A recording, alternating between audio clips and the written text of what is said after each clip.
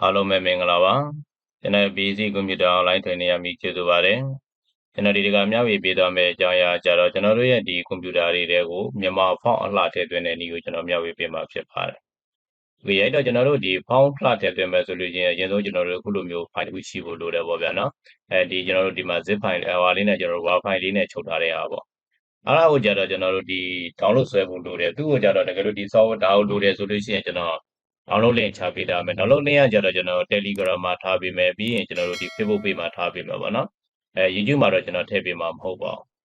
ဟုတ်ပြီအဲ့ဒီကကြတော့ကျွန်တော်တို့ဒီ software ကိုအရင်ဆုံး download ဆွဲလိုက်ပါ download ဆွဲပြီးတဲ့အခါကြာရလို့ရှိရင်ကျွန်တော်တို့အခုလိုရောက်လာပြီဆိုရင်သူ့ကိုကျွန်တော်တို့ဒီနေရာမှာသူ့ကိုအရင်ဆုံး rubber ပြီးပေးရမယ်ပေါ့ဗျာနော်အဲ့တော့ rubber ပြီးမယ်ဆိုလို့ရှိရင်ကျွန်တော်ဒီပေါ်မှာ right click ထောက်လိုက်မယ်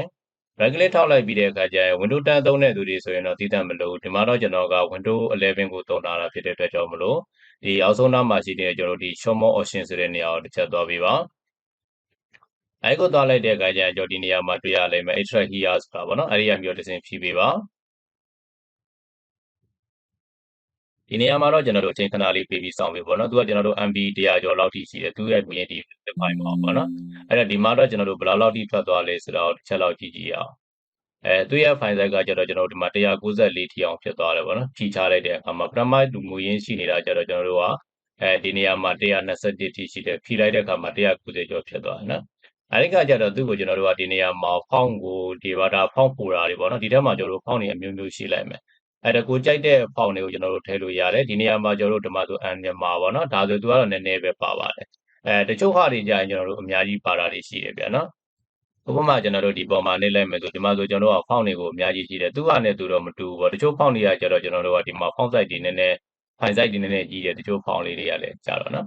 ဟုတ်ပြီအဲ့တော့ကျွန်တော်ဒီနေရာမှာအနေနဲ့ဟာလေးကိုပဲကျွန်တော်ပြပေးမယ်နော်အလွယ်ကူဆုံးနည်းနဲ့ကျွန်တော်တို့သွင်းတာတချို့ကျတော့ကျွန်တော်တို့ကဒီ run box ကမိတစင်သွင်းတာလည်းရှိတယ်ဒီမှာတော့ကျွန်တော် run box ကသွင်းတာမပြတော့ဒီလိုမျိုးသွင်းတာကျတော့ကျွန်တော်ကလွယ်ကူတယ်အဲ့တော့ခုနအများကြီးပဲဖြစ်ဖြစ်နည်းနည်းပဲဖြစ်ဖြစ်ပေါ့ဗျာနော်ဒါဆိုကျွန်တော်နည်းနည်းဆိုတော့အကုန်လုံးကျွန်တော်မှတ်လိုက်မယ်ဒီမှာတော့ကျွန်တော်က၄ခုမဲ့ font size ၄မျိုးပဲရှိတယ်အများကြီးဆိုလို့ရှိရင်လည်းအများကြီးတည်းအမျိုးကိုသွင်းနေတဲ့ font လေးတွေပဲရွေးချယ်ပြီးတော့လည်းဆက်လက်မှတ်လို့ရတယ်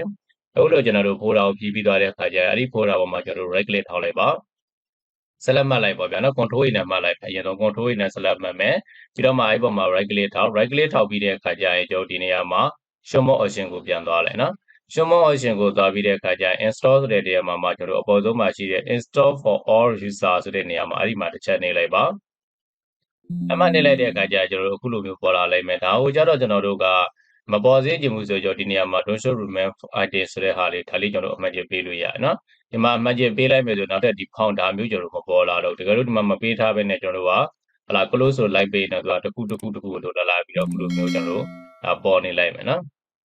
်ပေါ်လာကျွန်တော် close တာလုပ်ပေးလိုက်ပေါ့ဒါဆိုကျွန်တော်ကဒီ font တွေသွင်းလို့ရသွားပြီဖြစ်ပါတယ်ကွန်ပျူတာတွေကဒါမြန်မာ font အလှလေးပေါ့နော်ဒီထဲမှာတော်တော်များများရှိပါတယ်ကိုကြိုက်နှစ်သက်တဲ့ဟာလိုက်ရွေးပြီးကျွန်တော်ထည့်လို့ရတာရိုးမြန်မာ font နေနော်ဒီ font တွေတဲမှာကိုထည့်ကျင်တဲ့ဟာပေါ့ဒါဆို A font ဆို A font နဲ့ပတ်သက်တဲ့ဟာနေနော်လွဲပါတယ်အားလုံးကိုကျွန်တော် select off မှတ်လိုက်ကိုထည့်ကျင်တဲ့ဟာလေးရွေးမှတ်ကျင်လည်းမှတ်နော်မှတ်ပြီးသွားပြီဆိုရင်ဒီမှာ install ဆိုတာနှိပ်ကျင်လည်းနှိပ်ဒါ Windows 11မလို့နော် Windows 10မှာဆိုရင်တော့ကျွန်တော်ဒီနေရာဒီပုံစံမျိုးမြင်တယ်ပြီးတော့မှကျွန်တော် install for all user ဆိုတာနှိပ်လိုက်ဒါမပေါ်သေးခြင်းမှုဆိုကျွန်တော်ဒီနေရာမှာ don't show for remain item ဆိုတာကိုနှိပ်ပြီးတော့ကျွန်တော်တို့ လုပ်ပေးလိုက်ပေါ့နော် close ဆိုတာနှိပ်လိုက်တော့မပေါ်လို့ဖြစ်လိုက်โอเคနော်ဒါဆိုကျွန်တော် font တွေဝင်သွားပြီဖြစ်ပါတယ်โอเคအားဆိုရင်အားလုံးပဲအဆင်ပြေကြလိမ့်မယ်လို့ထင်ပါတယ်ခင်ဗျာကျွန်တော်ရဲ့ basic computer online training မှာသင်တန်းများတက်ရောက်လိုပါက